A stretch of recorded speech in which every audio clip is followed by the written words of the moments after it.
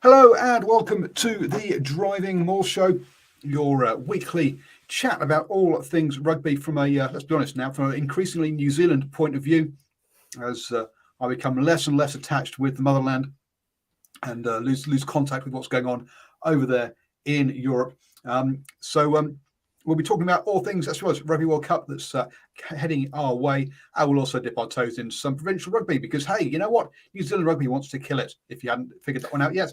So I won't mince my words. I'll put it exactly as it is because that's not what they're saying, but that's what they mean.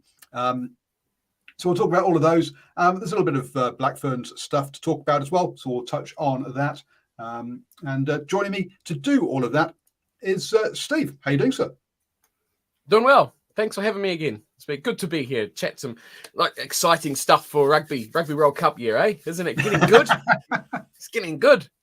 It's getting good and exciting. Good, is it? What's the word? It's getting gooder, yeah. Gooder.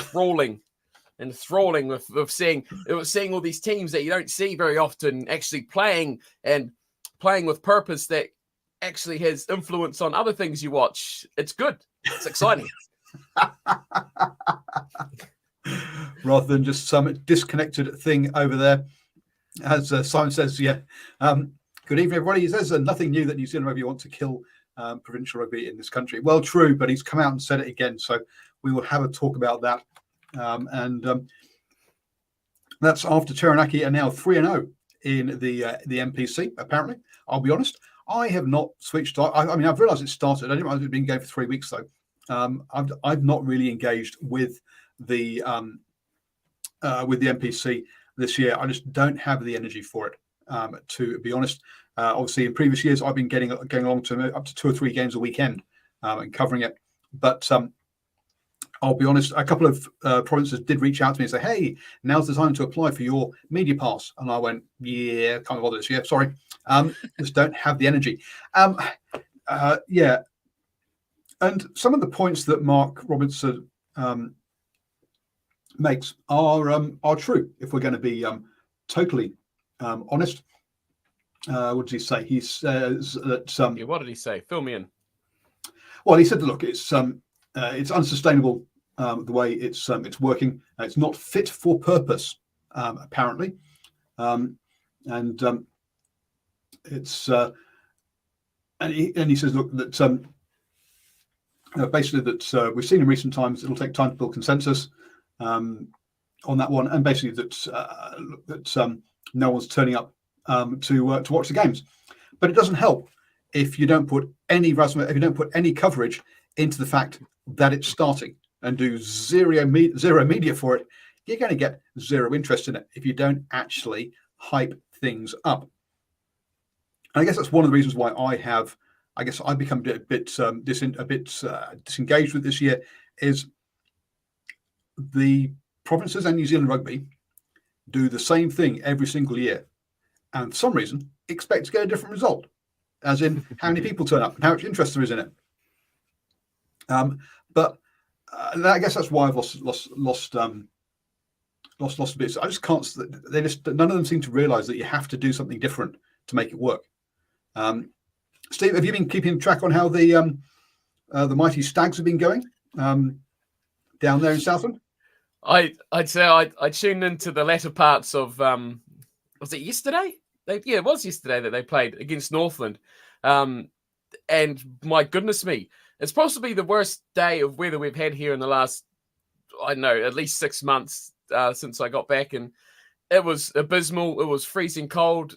The guy over the PA system sent everyone home at the start of extra time because he didn't realise that there was extra time to be played out because it was a draw. But I mean, I don't blame them. It was so cold. I was just like crazy. But it was poor conditions. It was poor conditions. It was poor rugby. But Southland's building something pretty decent. They get scraps to play with. They get scraps in terms of the staffing. They get all sorts of scraps, but they have been making things slowly but surely work. Maybe that was their biggest hope of picking up a victory this season, but we'll see how they go. But they're a capable side now. They're picking up some, at this level, some good standard players. Not groundbreaking, but they're of a good quality standard. They're not just hoiking whatever they can accumulate before a season kicks off. They're actually building a bit of continuity. They're getting regular players coming through and playing 2, 3, 4 seasons consecutively and building on what they've developed already. So yeah, they're doing all right. They're doing all right. It's tough, but to be fair to the area and the province, they do actually get good support, considering it'd be very easy to say this team's won, one game in the last 4 seasons or whatever it is, and no one turn up, but they get a decent little crowd. So yeah, they're ticking away. Just watch. Yeah, look, we've had a chat we've interviewed the head coach or the director of rugby down there in Southland a couple of times, and it's really difficult to for him when you've got such a big province that's so unpopulated, and at the end of the day, people are spread out. It takes him a 5-hour drive to go and see some of his players. Similarly in Northland as well. The size of these places are big. Now, Turner Wright's mentioned there that by withdrawing the All Blacks, that has helped diminish the NPC. Sure, but okay, what is the NPC supposed to be? And back in the day, it was called Rep Rugby. Right? It's representative rugby. It's about people representing their province. And when you have provinces going out and buying players from other provinces, you lose that connection, and you lose the rep bit of it. When you see players moving around, and it becomes professional rugby or semi-professional, actually, in the same way as your football clubs or your IPL cricket teams or whatever. Except there's not the money and there's not the star power to make that work. So, yes, withdrawing the All Blacks, look, there is no way the All Blacks can play the NPC, Super Rugby, and All Blacks games, right? There's just too much rugby, player welfare. It doesn't work out. It's a mess. So you've got to. So let's get away from this idea that the All Blacks playing NPC would save it and make lots of people turn up, because it didn't work for rugby, Super Rugby either. On the whole, it's got to be about that, about the connection, and you want to have all of the players sort of be connected. You need to work on the connection. And this is one of the things that he was saying, that there were 3 things about the Silver Lake deal, when they were doing the Silver Lake deal, they were concerned about financial stability, where they actually got a bunch of accountants come in and say you don't need Silver Lake money, you're perfectly okay. 2 was engagement. Yes, fine. And 3 was participation across the game. The provincial unions went, we need money. And what did they do? They got some money and they put it into bank accounts on term deposits, because they didn't know how to spend it, because they didn't know how to use that money to actually increase engagement, to increase participation. I'll tell you, I'm involved in my local rugby club. We only put 1 senior team out this year. We've had 2 teams every other year that I've been here. Now, we have also done a joint under-20s team with the next town over, because we can't put a whole team together ourselves. This year also we didn't have a first 15 team at the college. So that participation side of things ain't working. The extra money that's come in to Thames Valley Rugby Club hasn't filtered down to better participation at club level, and we're seeing that engagement with the NPC isn't there. So all these things that he's talking about, well, yes, we've known I've been in New Zealand now for nearly a decade. We've known it for about a decade, because it's the same problems you had 10 years ago, but you have not done anything about them. The All Blacks can't play NPC. That's not the saviour. It's not going to work. They played it when they didn't have Super Rugby, and when they actually needed that, when they needed to play that many games a year. But what the NPC does, which is very, very good, which Europe doesn't have, or Australia, and to a lesser extent, sort of South Africa's lost it now as well with their one, is it gives your non-internationals some time to practice and get good at rugby and get some playing time when the internationals are away. And it's in a less stressful, less pressurized environment than Super Rugby, which means they can try things and learn them and do really well. That's why you get good rugby players. So it is a fantastic breeding ground for players. The review reckons New Zealand has the appetite for one premier domestic competition, in my opinion. People focus more on Super these days. And that's the path forward in terms of modern tribalism. Yes, to a certain degree, but we only have 5 teams in 5 cities. People in out in the Taranaki, people in Southland. I mean, how connected are people to the Highlanders down there, Steve? Very little. There's not much connection at all. No, you get the odd crazy ones that would be happy to drive 2.5, 3 hours up the road every weekend, like I've done in the past. But yeah, there's not much. There's more connection to the Stags, as sad as that, and kind of as contrasting as to what you're actually saying here than there would be to the Highlanders by far. So I think the South Africans respect the Currie Cup more than we do the NPC. Probably do, but because now they're running on the European season with the URC, their Currie Cup doesn't serve the way that our NPC does to the players because they run them at the same time. On that one, I don't know what the Boston report was, nocturnal rights that you put in there, but I'm guessing that's something that was probably back in the 90s or something. As to how to run rugby in the future. Do you remember that, Steve? No clue. I want to know the relation between Boston, though. It'd be interesting to know what that one is. So to me, it's about getting those connections. It's about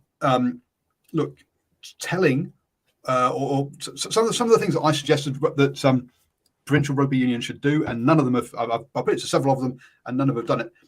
Are things like 36-second videos of each player talking about the college that they played for now or their high school. And that should be in the province. Put it out there and how they've played for them. Get all those kids at schools having a connection with the players who are actually playing on the pitch. Because each and so that from that point of view, get the and then gets and actually provide schools with information about how their players are doing to create that connection with the school and the player. So the Boston report was apparently early 2000s. We'll try and do some digging. Oh, Steve's found it now. He's Mr. Google. Well done, sir. Around that sort of thing. Also, get sports teachers into schools where they can actually talk to the kids and say, hey, look, the team did X, Y, Z the weekend. Then also the other piece of it was about those connections was really kind of the big thing that I was trying to get them to do, but they all kind of ignored me on that one. And also connections with the clubs. Imagine if your local club, Steve, whenever they won the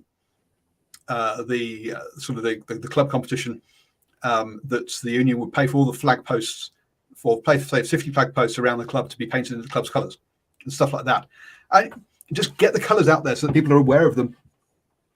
Okay, that involves work with the council and with the electricity board and stuff. But hey, it kind of creates atmosphere and character for the place, and doing things like that I think would be kind of cool. Any thoughts about from your side on how they should be promoting or growing the NPC? Yeah, I think the bigger unions suffer more from this sort of thing than the smaller unions do. So the likes of Southland or Manawatu's and Taranakis and that, I think benefit more from this because this is all we have. Like, this is it. Yeah. Like we don't have Super Rugby here. Maybe one game every 3 or 4 years, the Highlanders will come down here or Queenstown or whatever. That's it. There's no international rugby here. There's nothing else. There's club season, NPC season, and that's it. So if you want to get behind anything down here, generally it will be the NPC. So that's an advantage because you can tap into that a bit more. You're not in Dunedin and Otago, and you're not going, well, support Otago, support the Highlanders, and support the All Blacks because they're coming here the next month as well, and support all these other teams, but support your club rugby side as well. It's too much. It's almost that oversaturation of different teams to support from some one region. So I think there's a bit of an advantage here. I think down here, they do a decent job. They do better than I think they do in the bigger unions. So there is a bit of a connection. They do a lot of that promotional sort of stuff you're talking about. They do a lot around schools here. They do a lot around local events. And and they're out and about before the season kicks off. They are at any sort of local Southland event. You see players are there. The basketball team does it well. The Sharks, they're very, very good at it. They get out. Players go to events and things like that. Your only competition down there is the basketball, right? There's no one else. Netball, which kind of Dunedin's taken over that a little bit as well. So yeah, we kind of lost those as well. But yeah, you don't. That's what I mean. You don't have that competition, so you're pretty much what sports team can we get behind? Rugby. You got the Stags. You got the Sharks. Yeah, you've got the Steel a little bit, but you don't have competition from the Highlanders, who's got all these big name players and things like that. So yeah, and it's a lot more rural sort of area. So you kind of got that different sort of mentality, I guess, from a big city, whereas you not got that here. So it kind of works for them. Yeah, no, it's like one of my favourite grounds is actually the Counties Manukau ground, because again, it's not part of that. And Stephen Harris has heard us talking about NPC and wanted to get in on the action. How you doing, Steve? Time to change the topic. Not too bad, guys. How you doing? Yeah, not bad. So anyway, so basically what Mark Robinson wants them to do is for the provinces to concentrate on people actually playing rugby and not on the so he wants them to concentrate on community rugby rather than winning titles, whereas the provincial unions want to go back to actually the structure we had about 3-4 years ago, where you had a premiership of 8 teams and a championship of 8 teams, rather than having them all in one. Actually, there were 7 teams each, wasn't there? They wanted it to be 8 teams and 6 for some reason. But I think the 7-7 was quite good. And Southland have come out and said, actually, look, we preferred the old system. We don't like the current system either. So yeah, basically go back to 2 conferences, or to 1 conference, and try and run it. It does sound like basically just having 8 teams that they're going to try and cut off the other 6 and say, hey, off you go play Meads Cup. But Stephen, I know you've jumped on I know you've jumped on for this, so come on, have your rant about the NPC and what Mark said. I actually agree. I had no issues when it was actually a 2-tier competition, because whether we like it or not, there is a bit of a gap between the top sides and the bottom side. So I actually had no issue, and I think there was something for some teams to play for. Now, if you're stuck right down the bottom, boy, your crowds are gonna fall away. I know even Northland, who in the past had really good crowds, their crowds have kind of fell away, but also the sort of timing as well hasn't helped the union. But one thing before we even go there, I want to talk about is actually the salary cap. As we all know, the salary cap is supposedly supposed to be $1.1 million, but the reality is there's actually only 3 or 4 teams that are actually running via the salary cap at the moment, and that's probably because they haven't got a lot of money anyway. But there are some unions that are basically hoarding players. It's so ridiculous. It's not even funny. There's some very, very good players. Ironically, a lot of them from those smaller unions that are stuck inside their system. So they're just basically burning cash like no tomorrow. Meanwhile, if you're at these big stadiums getting nobody through the gate. So for me, it just doesn't make any sense. I had no issue with the two-tier competition, because, yeah, whether we like it or not, there are some teams that are always going to be struggling. Your Manawatu's, your Southlands, your Northlands. Every now and again they have a good season, and it's really, really hard for those teams to actually build. But I don't think the New Zealand Rugby Union helps themselves. Case in point, we had this test match in Dunedin 2 weeks ago, an afternoon test, which really at the end of the day didn't mean a heck of a lot, because the Blue Bloke was already locked up. The New Zealand Rugby Union All Blacks put a B team out. They get the job done. And instead of playing that game at night, they play 3 NPC games at the 5 o'clock slot and the 7 o'clock slot. Well, who's going to go to rugby after watching a test match in the afternoon? They don't do the game any sort of favours whatsoever. Seriously. I've known for a while. We can think back to that McKinsey report. When was that, Paul? Was that early 2020? The McKinsey report came out, and I think it was 2019, and then they threw it away because of COVID. well, one of the things that came out of there was fan engagement. Yep. As clear as day. And obviously, they haven't taken any of that into account. I get the sense the New Zealand Rugby Union just wishes it will go away. I almost wonder if the NPC should be run as its own entity and let New Zealand Rugby look after Super Rugby. And everybody talks about Super Rugby is the way to go, but boy, were the crowds for Super Rugby really that great? Well, no, the crowds for Super Rugby haven't been good for again a decade, at least. But the basically from what I think we can say is that with the increase of the your Super Rugby, what they call them academies, and then you have your Super Rugby under 20 teams which get together for one weekend and then bugger off and then separate again. You can see that basically New Zealand Rugby wants to follow the Northern Hemisphere route of that for professional rugby. It's through the Super Rugby franchise. They have an academy, they have an under 20s, they have a youth team. You come through that, and that's how you get there, and basically make provincial rugby totally amateur is the direction they want to go. The provinces are like, no, that's not where we want to go. We want to stay semi-professional like we are, pay what we actually, however much we can afford to pay. Now, I think actually I'd make it more of a state of origin kind of style thing where you can only actually play for the origin the place you're born in or where you live or something like those sort of lines, rather than being able to buy players. Tasman, it's all good and well. Tasman, very well run province. Hence, they can afford to do this kind of stuff where they go out and go, oh, that guy Reese, we'll go and have him, please.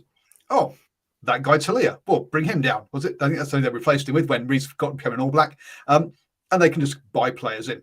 But it then doesn't. Then you don't have that connection. Now they're not trying to fill a big stadium, and they pretty much play in some. I've not been down to Tasman and watched any games. I'll be honest. But let's be honest. When the All Blacks went down there and played, when the Black Ferns went down there and played, it was all temporary standing they had to put up because there wasn't. They don't have a ground of any description really. A bit like the way that Bay of Plenty when they're playing Taranaki, not Taranaki. What's that place? The bloody town that's begins with a T. It's not my island. Plenty.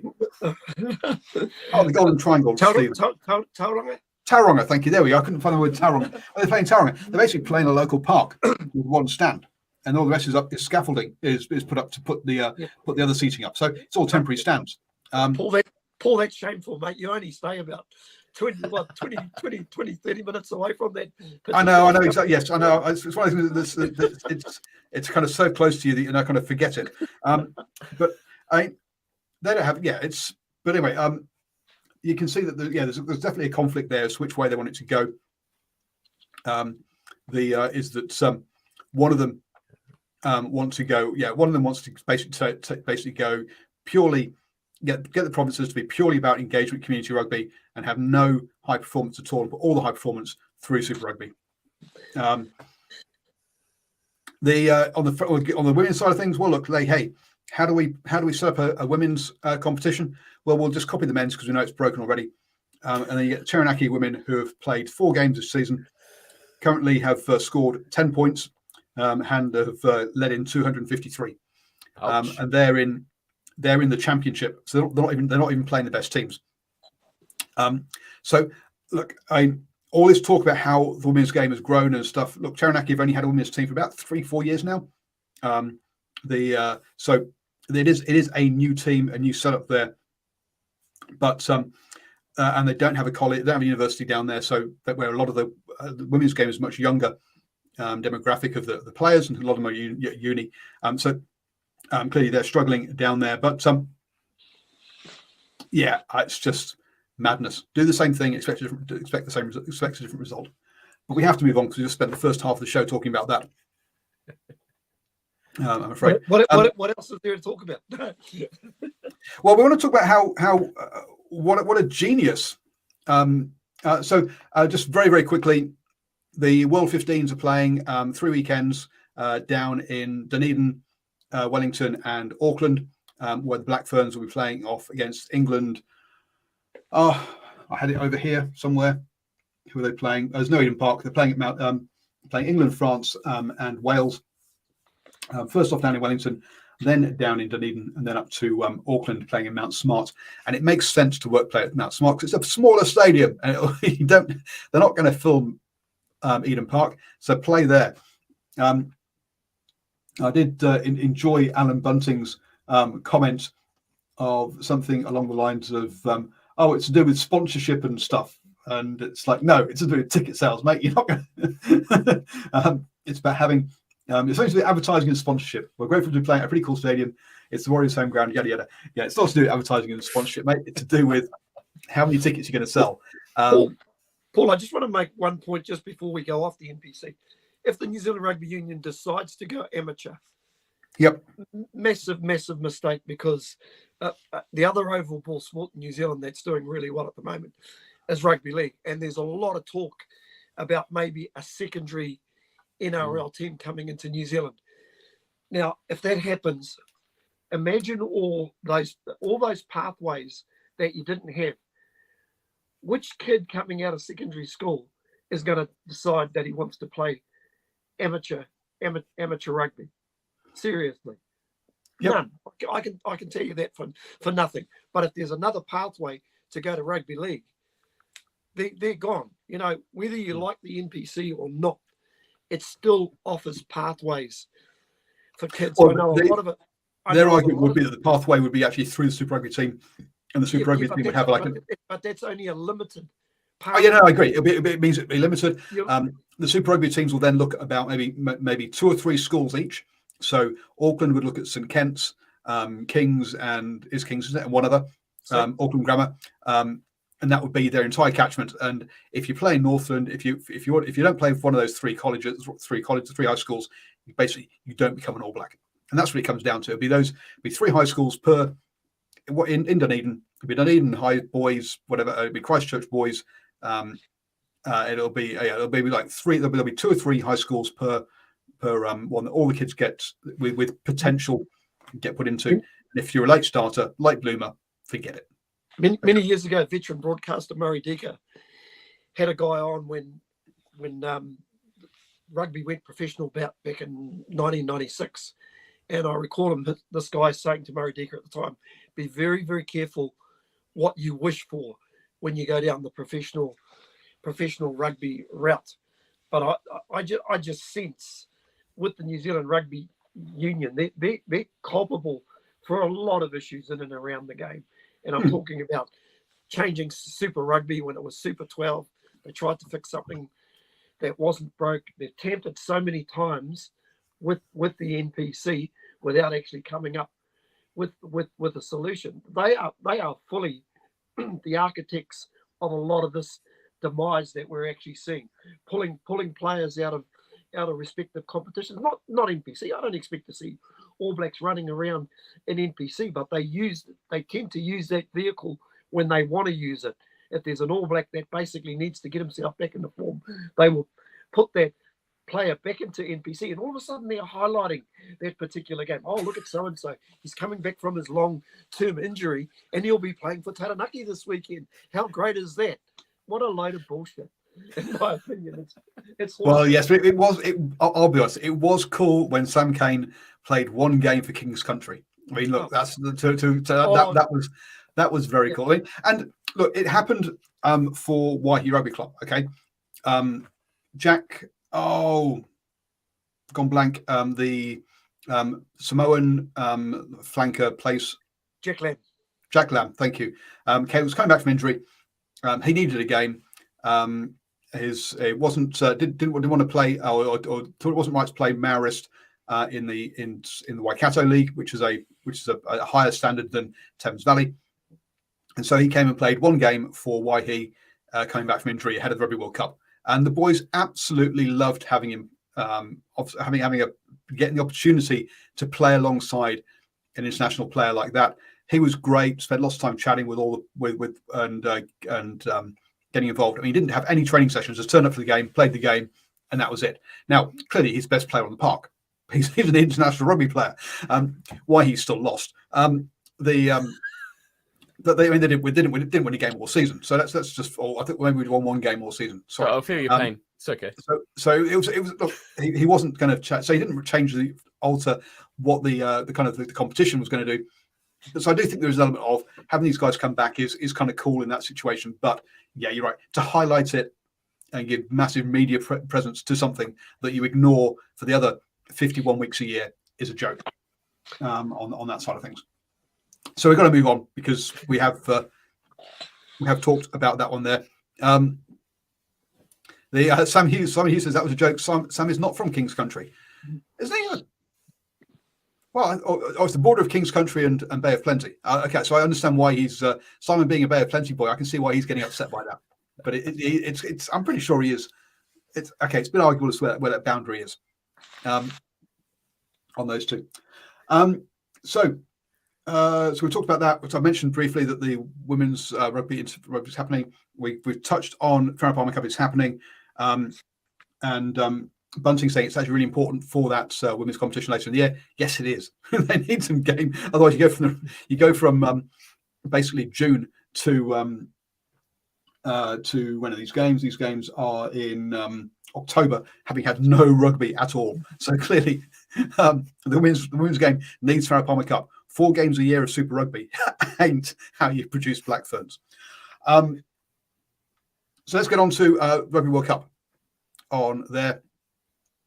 The passion, Paul, is there in these subjects. There is a passion there, and it's why I'm so upset about not going to any NPC games, not covering any NPC this year. Eddie Jones has decided to name a squad, so I thought we'd have a quick look at that. And even though I'm showing the South African one, so I'm not showing anything at all. Dear me, let's. I think we got the call up. Us three. Yes. There it is. So, a couple of points on mine straight away, just purely from this. Utility players. Stop doing utility players when one of them's a forward and one of them's a back. Just put them into a position and say what they are. I thought it was like, geez, who's this Josh Curtin? It's like, he's a freaking back row player. He's not a bloody, what do you call it? He's not a back. Ben Donaldson is a fly half, folks. Everyone's like, they're only taking one fly half to the World Cup. No, they're not. They're taking 2. Ben Donaldson's a fly half by first choice. So all that sort of stuff. But Cornflake, because I'm going to call you that now because I've got 2 Steves on the show. It's fine. You have first bite. What do you think of Eddie Jones's? And pick 1 point because I know there's about 4 or 5 to rip it apart. So we'll go through them one by one. We'll take it in turns. Just one. Just one. Just one point. So we'll give Steve a go after that. Okay. Well, the obvious one is the captain. That's one that probably puzzled me and surprised me the most. The fact they've come along and picked Will Scout to be their captain when they've got so many other options baffles me beyond all doubt. A guy that's only been back for a short amount of time. He's hardly played for them. He's a quiet player. He doesn't seem like much of a player who's going to get out there and lead vocally to a team that traditionally does like to lead themselves quite vocally. His impact and how this is going to impact his game, I think, is going to be massive for the Wallabies' whole campaign. If he can actually step up and become a presence, like we know he's a presence, he's a big chap, and he does bulldoze around the field, but he needs to be a bit more of a presence with his team and lead them as a captain. So I think there's massive pressure on him. Yeah, they talk about how he's a winner and he's a champion. He's won all these competitions in the Northern Hemisphere. All well and good. But it's not a Rugby World Cup, is it? It's a completely different whole chain of things completely. So that's my number one. I was surprised. I mean, we talked about this a couple of weeks ago, Paul, and we talked about how Rob Valentini would have probably been my pick from that. But they've also still got James Slipper in that squad as well, who's been a captain before as well. And how sorry do you feel for Tate McDermott, who's been like, here you go, Tate, big deal. We've made all these graphics. You look fantastic. You're the new star captain, Tate. You're going to be fantastic. And then 4 days later, it's like, well, sorry, but you're not the captain anymore. Vice captain. He's vice captain, but who really cares about that? No one does. But yeah, that's point number one for me. Surprised. Probably personally, I would have had 4 players above him if you really wanted to look through it. But yeah, Wow. I'll go for one. I wouldn't have Jason because he's not first choice. He's definitely a bench player. But yeah, I thought when he named Tate McDermott for the second Bledisloe, it's like he is the captain for the Rugby World Cup. So yeah. Okay, Mr. Harris, go on. Have your what's your single hot take? Because I said there's a number of hot takes in this one. I got to agree with Cornflake on the captaincy. I actually thought it was a misprint when I first saw it. I'm going, really? And I don't know if he's actually the best lock in the team as well, because yes, it's like you think back to this Wallaby team a couple of seasons ago when they actually beat the Springboks in a couple of tests, and somebody like Matt Phillip, who got injured, he was front and foremost of those 2 performances. I thought he was their best lock, and I think Nick Frost is a real comer at the moment. We saw what that kid is capable. In fact, the 2 locks that played against the Chiefs in the Super Rugby semi-final, I thought they were very good. The 2 locks out of the Brumbies. I've just forgotten the other chappie's name, but I thought he was a little bit unlucky to miss out. So I wasn't even too sure, based on performances, if Will Skelton was actually going to make this team. Obviously, with the back row, obviously the surprise with Michael Hooper, I can only imagine it is an injury, because when the other surprise is taking one open side flanker. Fraser McRae is a very good loose forward, but boy, you're asking him to take on a very, very big workload, because I look at the other guys in there, Hooper, Gleeson, they all look like /6/8s to me, as well as Rob Valentini. And don't forget your utility player, Josh Keamy. Josh Keamy, it's like he's the utility guy. He's that guy. Go gadget. He'll do it. Interesting though what you say about Donaldson as a utility. He did play fullback for the Waratahs on a few occasions, a little bit like DMAC, Damien McKenzie, and you could arguably say DMAC's been taken as a utility as well, Paul. Don't really know too much about Josh Keamy, to be brutally honest.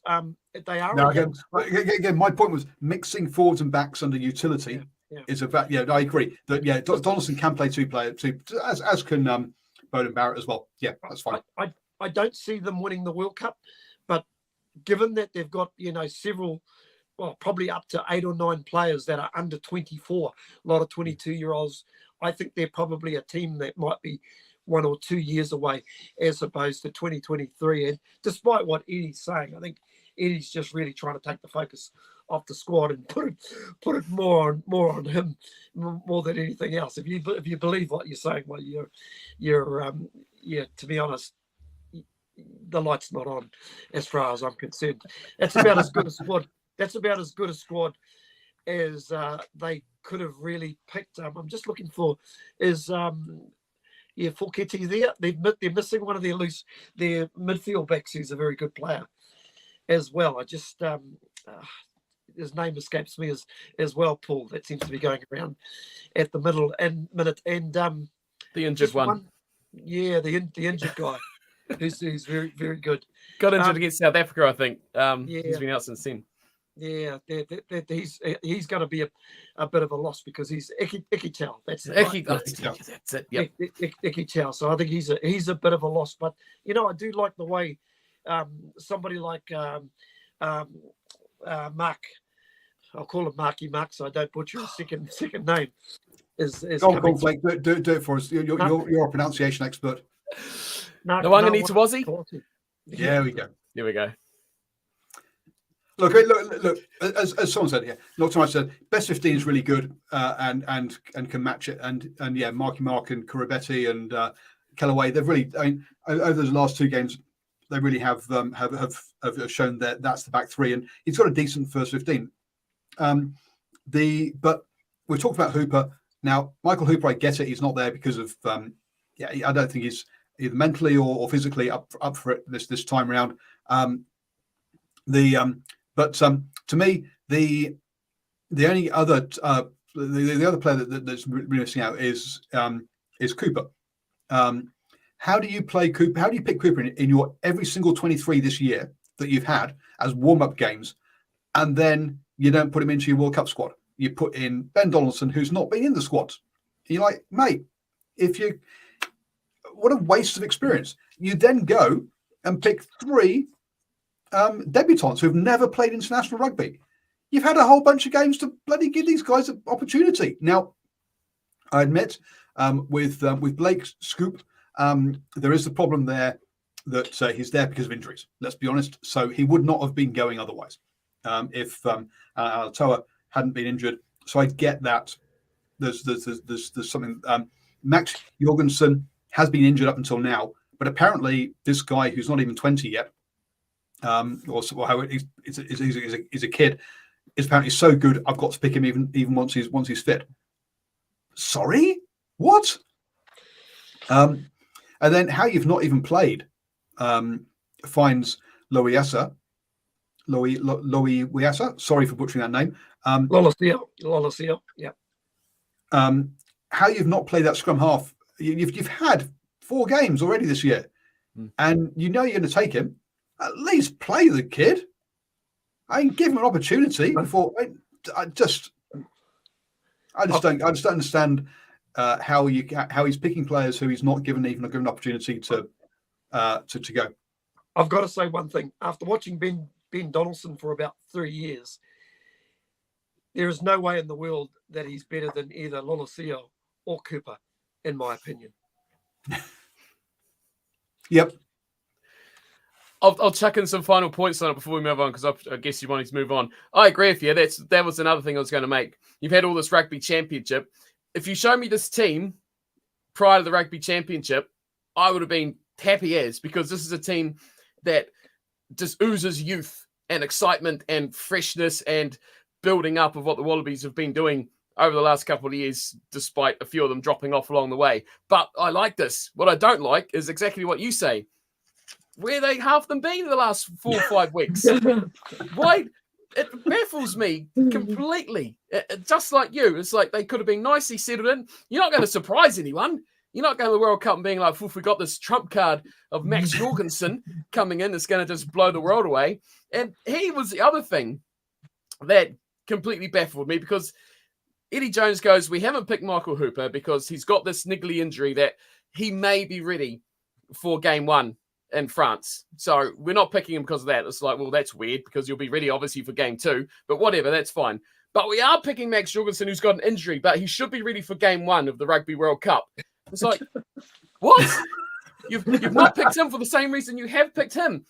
That makes completely no sense whatsoever. So just baffling. But I like the team in terms of what they've actually brought through with the youth. The captaincy bewilders me, and the fact that they've not actually built these guys up throughout. I think their first team could do a bit of damage, but I think that pool is just, take a dart and pick who's going to go through, because it's going to be whoever turns up on the day. There's nothing between those teams.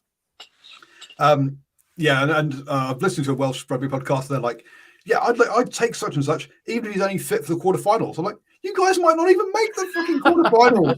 Anyway, but a couple of people mentioned that in the one person who is there purely because how much money Rugby Australia is wasting on him is Vunivalu. I mean, how the hell he is international class? Never mind going through. I mean, they've got the Wallabies great first choice back 3, and after that, my God, there's a cliff. there's like chasm to the next guy. Yeah, but how Vunivalu is in this squad, he makes Caleb Clark look like a sensible choice. Which takes a lot of doing. It's probably in his contract. It's like, must be selected for the Rugby World Cup. I can just see Orens is sitting at home in South Africa going, yes, go Wallabies. I want to see you, Mr. Vunivalu, again. I'm looking forward to that rematch. Well, it would be, but he's like, they're not going to make it to the semi-finals, which is the first time we can meet them. Oh, dear. You never know. You never know. So let's have a look at the Springboks then, since you mentioned them. So apart from the fact that they've got 8 players on standby, which is like, okay. I think if you haven't, guess what, folks? Some of the Springboks are going to get injured. That's apparently but apparently not. That's not what we're going to do. We're not going to bring players in by doing fake injuries. Honest governor. No, that's not why we've named 8 players on the standby. So he's been very clear about that it would be disrespectful to Willemse and Lambie if he were to force one of them to say I'm injured, so that he can get Pollard in to win the Rugby World Cup. So that won't be happening, folks. Whatever you hear, and I think that's actually the biggest loss here, for my mind. Is obviously the other night, Lukamia probably would have the 13 jersey in a lot of people's World 15s. Ludiaga is obviously has been a great player for a long time, but Pollard, I just think the gap between him and the next guy, as far as experience goes, is massive. Whereas at least with Diaga, you've got players, you've got good quality locks. Let's be honest, South Africa just produces good quality locks for the fun of it. So he's a very good player, but I think he'll be missed. He's probably a better player than Pollard, but he'll be missed less than Pollard, in my point of view. I think that's the real Achilles heel for this team, is that number 10 jersey, and leading them around the park. And lots of nodding there from Cornflake. So go ahead. What's your that's my initial thoughts on this squad. What are your thoughts? Yeah, no, pretty much exactly what you said just there. Exactly the same sort of thing. The other puzzling thing I found about this team, and just checking what I wrote about this team when I did a thing about it, they picked 4 scrum halves. Yes. What do they know? What do they know about this World Cup that we don't know? Because there's something very puzzling. I tried to reason with it and go, okay, they'll play Corbus Reinach as a backup 10, because ultimately we know they want Willemse to be a 15. If you've seen Damien Willemse play this season, he really does embrace it. As a 15, he's fantastic. A great counter-attacker, great space creator. I mean, you probably compare him to like McKenzie from 15.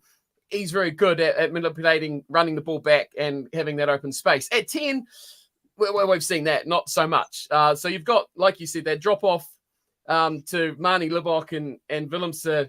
That's going to be a problem for them. And I think Willemse is going to, Faf as well. There's a lot of talk about Faf being the cover for 10 as well, as he has done that a little bit club-wise too. But it's a bit weird, isn't it? It's a bit weird. Obviously, I think they're looking at that and they're going, number 10's an issue and we've got to cover our bases more than one way.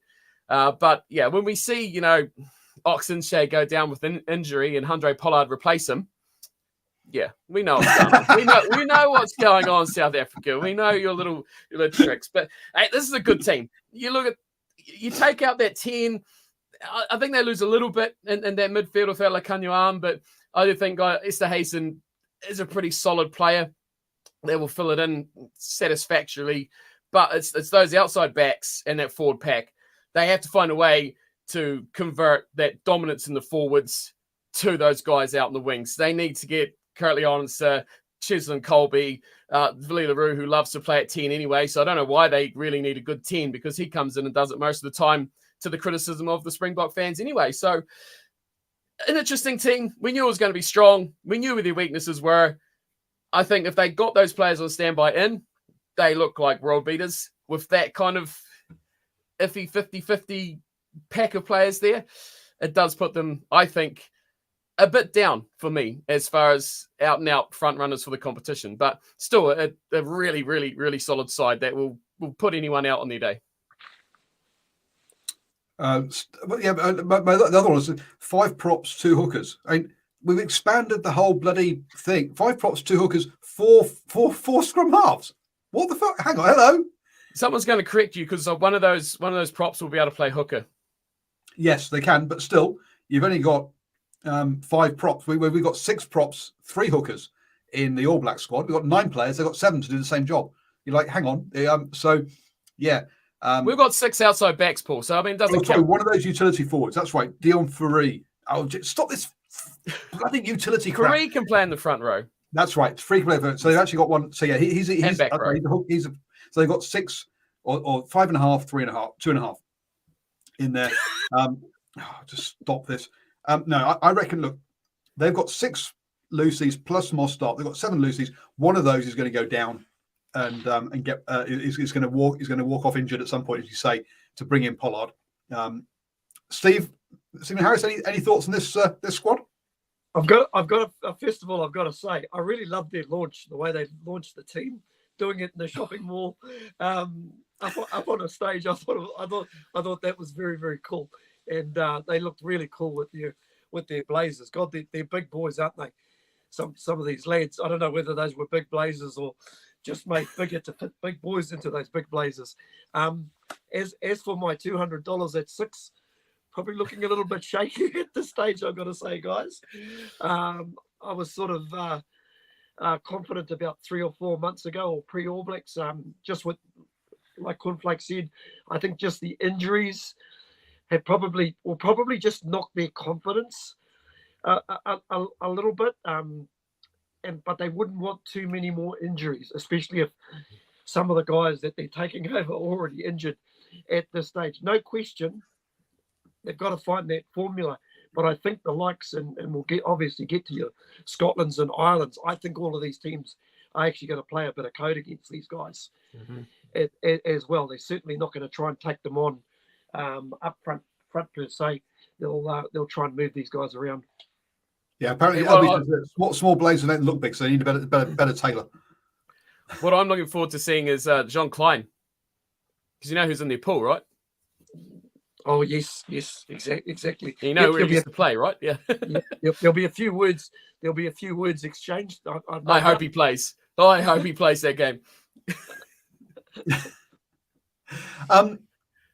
The other thing about this is, you say 3 centres, Delende, Esterhazen, and Jesse Creel.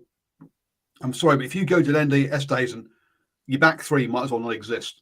I mean, they're not passing players. Let's be honest. Mm-hmm. There's not much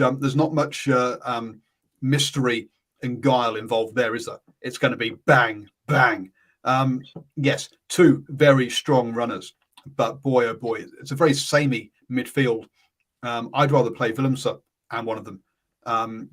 Do something to have some guile in there, because that's there's only so many teams you can run over. Did you see the game, the second Argentinian game, where Lekanyawam actually got injured? They put Cannon Moody into that midfield. Yes. And it was actually, people were like, who cares about Lekanyawam? Cannon Moody's the man. Don't worry about him. Esterhazen, stay on your couch. We're good. He was exceptional. So, yes, way more attacking flair, but you're probably also going to find a bit better link-up play as well. But do you lose a bit defensively? Because you're essentially going to have, 4 back 3 players. But yeah, if he can mark up like that defensively, then you're a lot more threatening on attack, definitely. But yeah, brick walls on defense and running straight with Esterhazen and Delende and Creel, to be fair, in that mix. Yeah, I think you play either Delende or Esterhazen at 12. They're both 12s, and you play somebody else at 13. I think I'm not saying they shouldn't both go, but they shouldn't both start in the same team. Is my point there with that one. So. But I know a lot of people are doing that. Apparently, LB's letting us know that Moody played 13 all the way through school. It's Geordie Barrett all over again. What's the problem? So Bodie Barrett, there you go. Yes. Sorry, Geordie Barrett, not Bodie Barrett. Midfield solutions all over the place. High school, that's your midfield solution. Well, it's Rico Ronnie, isn't it? It's these professionals, moving players. Oh, you're fast. Play on the wing. You see, Rico Ronnie played 13 all the way through high school and provincial rugby as well. There you go. So there you go. Let's just run through some of the international results from the weekend, because we should talk about the fact that Farrell is going to miss some rugby. Paul, what's your thoughts on England? God, how awful. We haven't got there yet. Their reserve bench was smaller than their sin bin bench. What's going on there? First game up, Georgia beat Romania 56-6. So Romania are really going to struggle at this Rugby World Cup, put bluntly, having already lost to the USA. Boy, oh boy, yeah, Romania struggle. Okay, England 19, Wales 17. So England get revenge on last weekend losing to Wales. 2 sides very much changed up from last weekend. England only only got 3 yellow cards and a red during this. 3 of those cards at the same time, and Wales still could not win this game. My God, seriously. I mean, wow. Yes, England needs to sort out their discipline because they're not going to beat Japan and Argentina with that many players off the pitch. Let's be blunt. So on this one, look, as far as Farrell goes, look, should he get banned? Yes. Should he be banned for the rest of his life? No. I mean, the response on social media that it's like, this guy's the Antichrist. This is Hitler's second coming. It's like, no, he's just a rugby player. We've seen other rugby players do this. He's not the first. He won't be the last. I understand he's very unlikable as a rugby player, right? Off the pitch, I hear he's a really nice guy, and he does stuff for charity and all that kind of stuff, and he's actually apparently quite nice. But as a rugby player, a bit like Mike Brown, he's really, really unlikable. And I get why opposition fans don't like him. But 6 weeks down to 4 is what's going to happen. Live with it. It shouldn't be a 20-week ban or anything stupid like I've seen people mentioning. So yeah, but look, he's going to tackle like this for the rest of his life. It's how he tackles, but there are other players who do it too. That's how I see it. I've got to say, my take on that game, I don't know what was worse, England's first 60 minutes or Wales' last 20 minutes. I think at the end of the day, it was probably Wales' last 20 minutes. I've never seen anything so more inept in my life, to have that sort of numerical advantage and not have the ability to actually to bring it on home.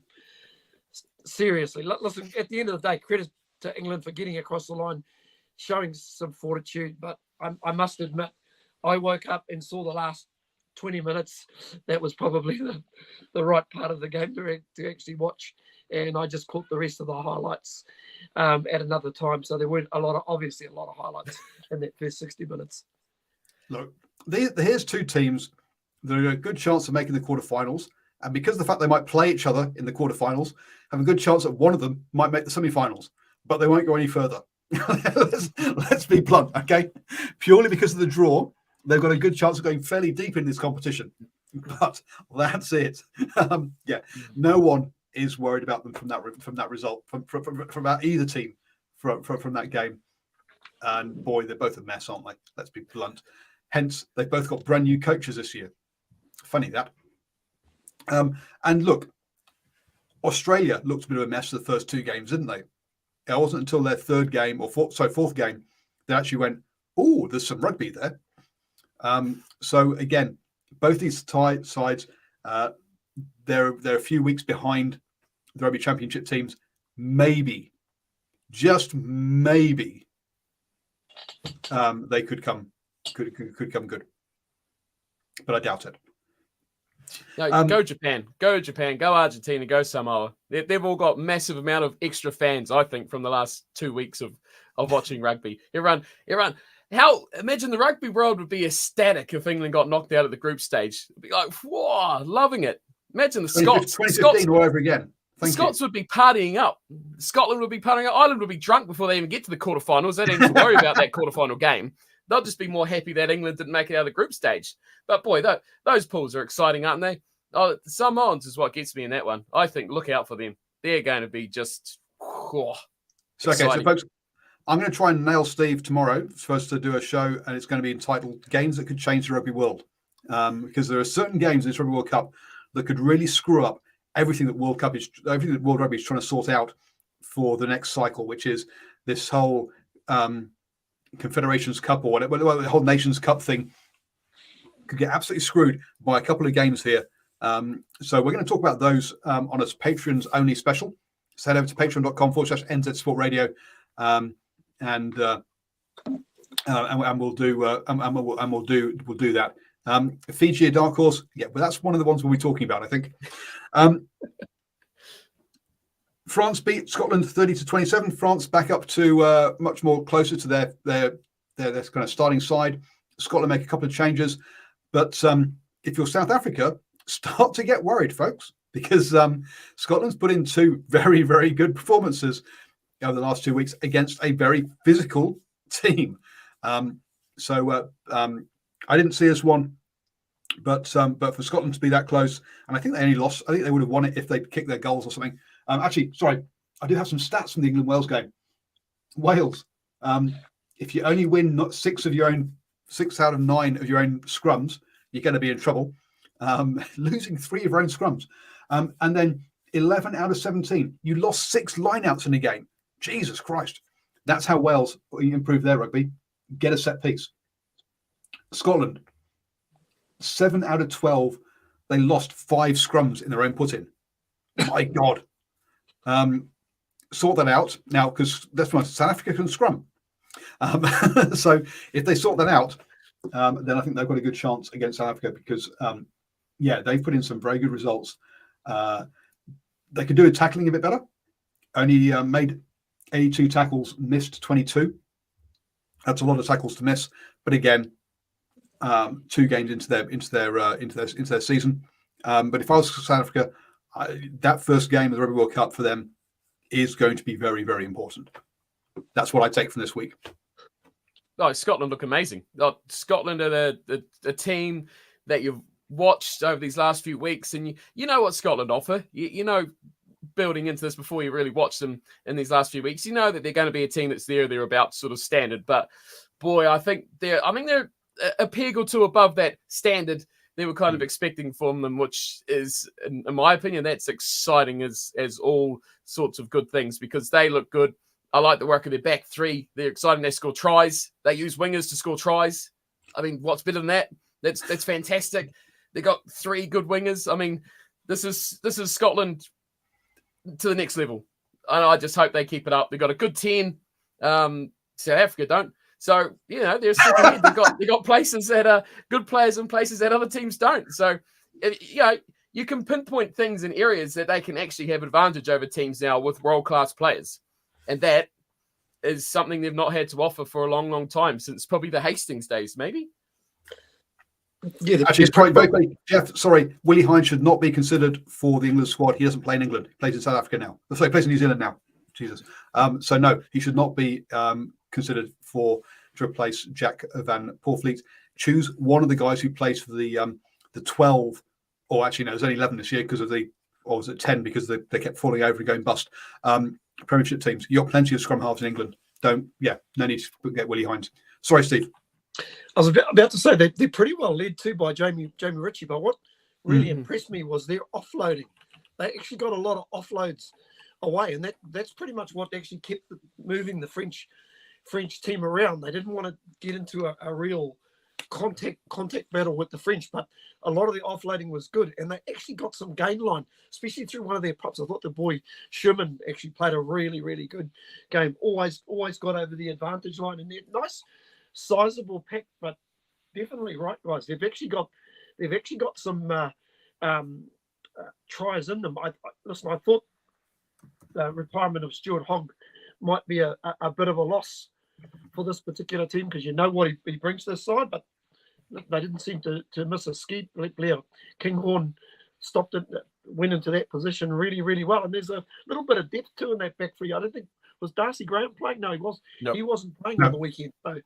So that was a really good game to watch. Really entertaining as well. And boy, if that's the style they're going into the World Cup to play, bring it on. Where does that Schoeman come from? South Africa? Well, apparently South Africa beat doesn't worry South Africa. Yeah, right. 14 offloads by Scotland. So yes, as you say, Stephen, great brand of rugby. Look, I think actually, I think Hogg's been a bit of an issue perhaps as part of the squad. Yes, good player, but him as captain going out drinking when they're not supposed to be going out drinking wasn't a very good look. Let's be blunt. Yeah. I was about to say, speaking of different names, in the front row you've got Schoeman and Nell, and of course in the outside backs you've got Van der Merwe and Steyn. So we'll leave it at that though. And also Plumtree could be part of the Welsh squad for this Rugby World Cup. Because he's actually born in Wales, even though he did play for the Blues. Just one quick thing. There was there was an injury to Intermac as well. That I haven't really heard anything on the wires, but boy, it didn't look too good. It looked like a bit of a knee injury. So it'll be interesting to see what event comes out of that over the next maybe week or two. Yeah, the couple of injuries in the England Wales game as well with Van Poorvliet and also Lake for Wales. So yeah, like Australia, a number of teams sort of perhaps maybe starting to run out of players on this one. Townsend and Russell have totally buried the hatchet. Yes, they've managed to get it together. Portugal beat the USA 46-20, and actually Portugal looked like, from their results at least, like they could do okay. Now look okay for a very much a big tier 2 nation who hasn't played at the Rugby World Cup for a very, very long time. But nice result against USA, who beat Romania last weekend, remember. And then finally, Chile lost to Namibia 26-28. Any comments on those last two games? Going to say, breaking news. Romain Intermac out of the World Cup with an ACL. Absolutely brutal. There goes my pick. Wow. Gone. Wow. that is big huge. news. That's huge news. Mm-hmm. Wow. So Jalabert, isn't it? Will be a rather mercurial player. Could be the guy who comes in there. We'll have to wait and see. That would be an interesting one. Him and Dupont. You have no idea what the French are going to do. Yeah, well, I wonder if they've got anybody white baiting. Sean Stevenson, as I heard. Yeah. Oh, breaking news! Breaking news. Sean Stevenson's got a French grandmother. No, I'm guessing it's Jalabert, but we'll see how which route they take. But geez, that's cruel for him. It's cool for a number of players. Obviously, Alan Toa as well, another player that won't be great since Rugby World Cup, unfortunately. Here, let's say injuries, a cruel part of the game. So, thank you, boys. That's I didn't think we were going to go for an hour today, but obviously 20 odd, but nearly half an hour ranting about the NPC not being not being supported properly by New Zealand Rugby. Got us going, got us over the line. So all stay safe, and we'll be back next week for another chat as we get more news about how the NPC is going to be sidelined.